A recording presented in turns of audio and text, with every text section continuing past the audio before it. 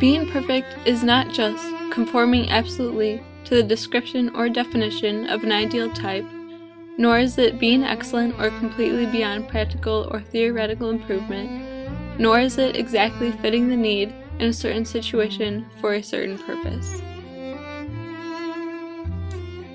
Being perfect means to be flawless in any way, including but not limited to actions, emotions, and appearance. Because we are human, to be perfect is impossible.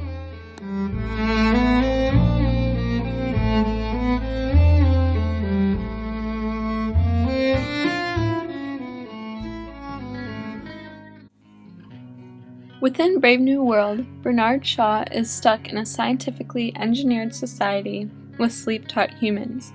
Bernard is the same as the rest, but his emotions are different.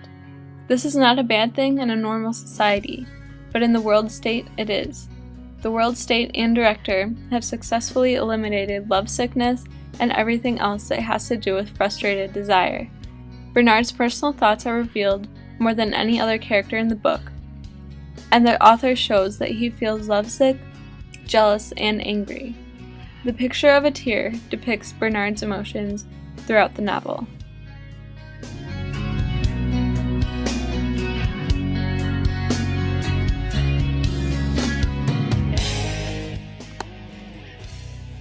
Bernard's imperfection is having the burden of strong emotion, while others in his society have none at all.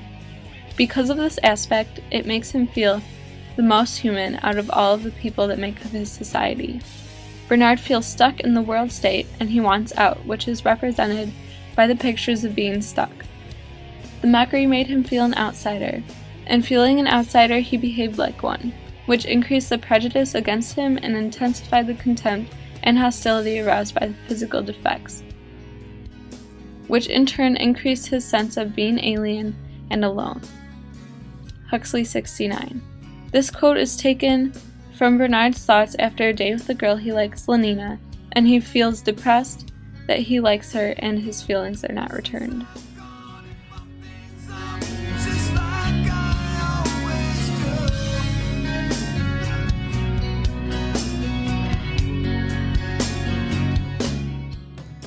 In today's society, Bernard's emotions may be seen as depression or frustration.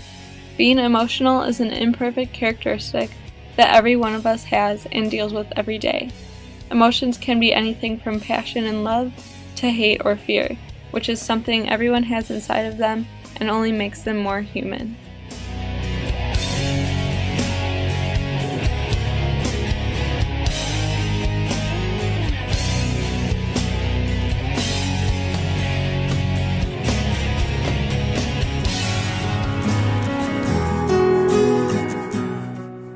Before science took over, Alimer loved his beautiful wife, Georgiana, but she had a birthmark on her cheek which rendered her imperfect according to Alimer the scientist.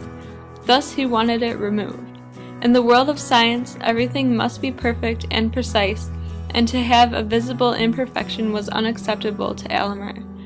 Georgiana felt upset that he was so shocked by her imperfection, because her lovers from the past thought that a fairy laid her tiny hand upon the infant's cheek at her birth hour.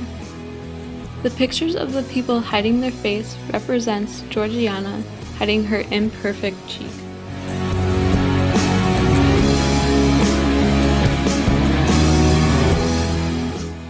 Georgiana is deeply offended at her husband's remark and defends that it has often been called charm.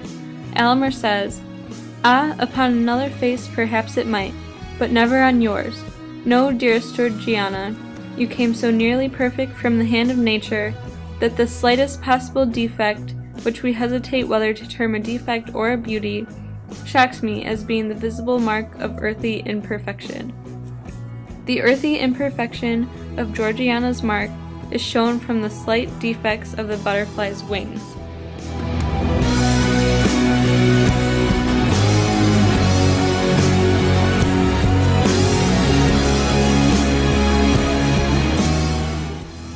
Nathaniel Hawthorne, who wrote The Birthmark, explains in the story what is true to this day, that even the slightest defect could turn someone away from being attracted to something. The diction earthly imperfection relates to the fact that Georgiana's birthmark was not chosen, but instead she was born with the mark, and much like nature, it is imperfect but still beautiful. Things that are natural are oftentimes imperfect but beautiful nonetheless, just like the flower shown, and that is the moral idea that Hawthorne was trying to display in this story.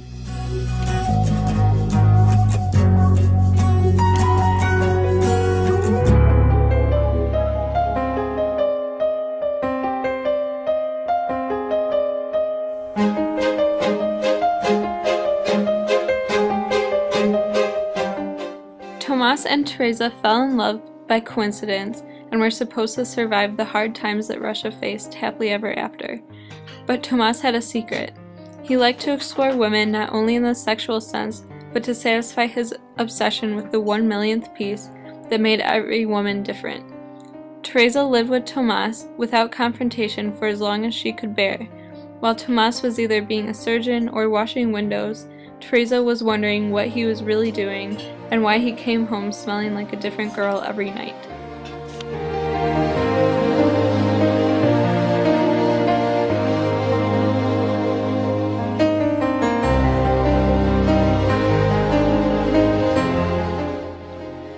Tomas's obsession is explained in the novel with a quote, "He was not obsessed with women, he was obsessed with what in each of them is unimaginable, obsessed, in other words, with the 1,000,000th part that makes a woman dissimilar to others of her sex. So it was a desire not for pleasure, but for possession of the world, slitting open the outstretched body of the world with a scalpel that sent him in the pursuit of women." As he pursues his unfaithful actions, Teresa cannot help but still love him. Although Tomas is, without a doubt, the most unfaithful character in this book, he still comes back to his wife every night.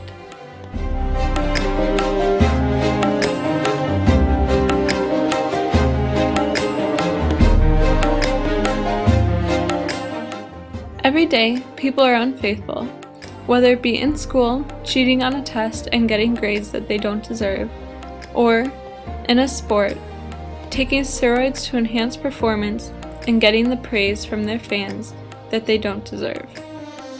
Or it even could be in a relationship.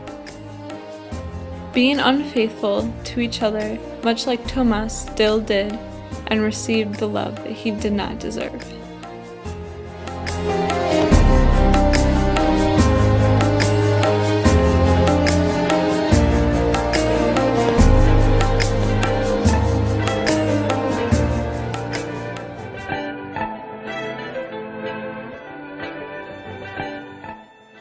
Tartuffe is a pious priest who is praised by Madame Pernelle because he is so religious and holy.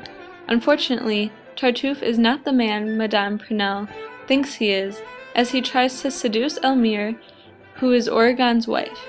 Oregon is a well-respected man who seems attached to Tartuffe, which later on leads to his mistrust in his wife. Tartuffe is very manipulative and hypocritical as he mirrors the actions of others and uses their weakest moments to bring about his success. A clip from Act 4 reveals Tartuffe's true manipulative character and shows how he goes against his religion by pursuing a married woman.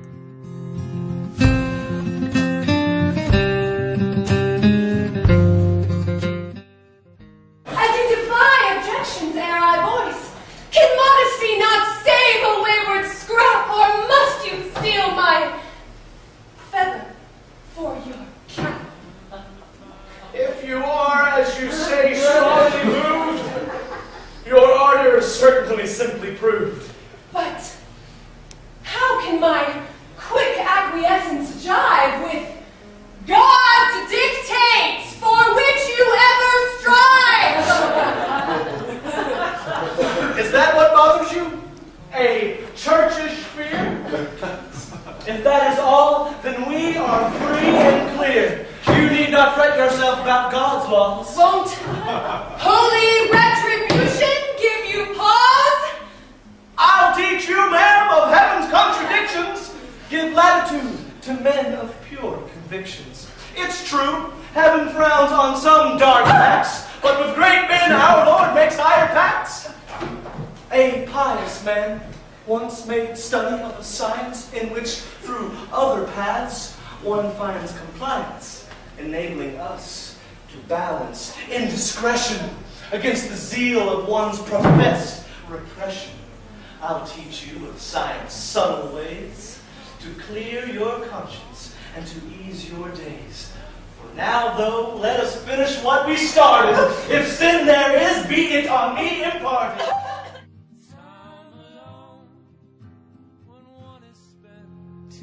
Tartuffe represents a part of everyone because humans are all hypocrites.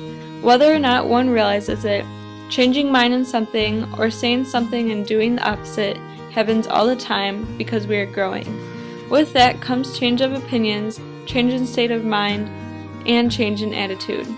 Hypocrisy is a strong, imperfect characteristic, although it's not pretty, or acceptable as too emotional or unappealing. It is, however, something one will have to face at one time or another. Tartuffe is the epitome of a hypocrite, and he shows the ugliest possible side of the manipulation and contradiction within us all. It should be the man who's lost his way, slips away.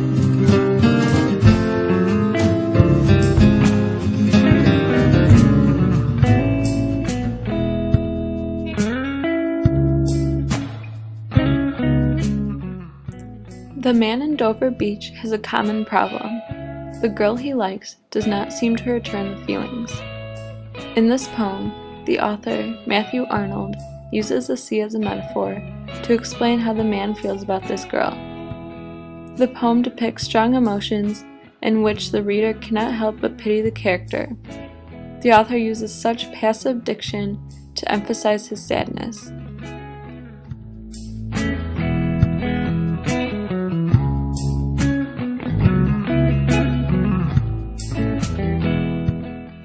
A quote from Dover Beach represents the man's sadness because of the tone.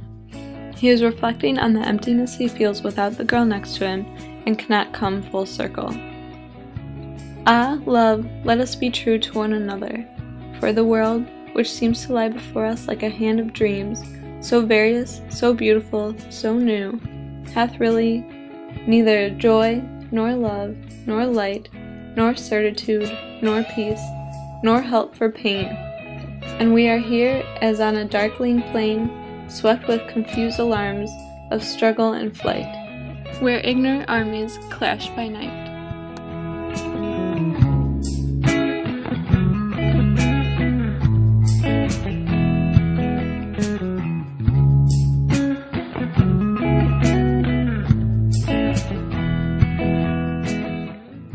The man's imperfect characteristic is sadness. Sadness is a common and strong emotion that humans possess. Every day, one may experience a lull or a moment of unhappiness or passiveness that results in being sad. Some sadness is to a greater extent than others and leads to depression, but sadness can last just a few seconds. Everything around us is an element to persuade sadness, and in the speaker's case, it's a relationship.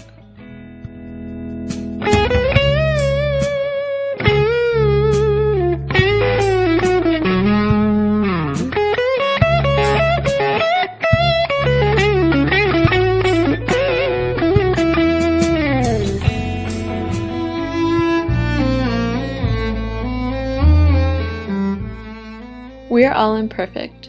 The works studied have shown that we are emotional, we have imperfect appearances, we're unfaithful, we're hypocritical, and we possess sadness. Because of these imperfect traits and more, that is the reason why to be human is to be imperfect.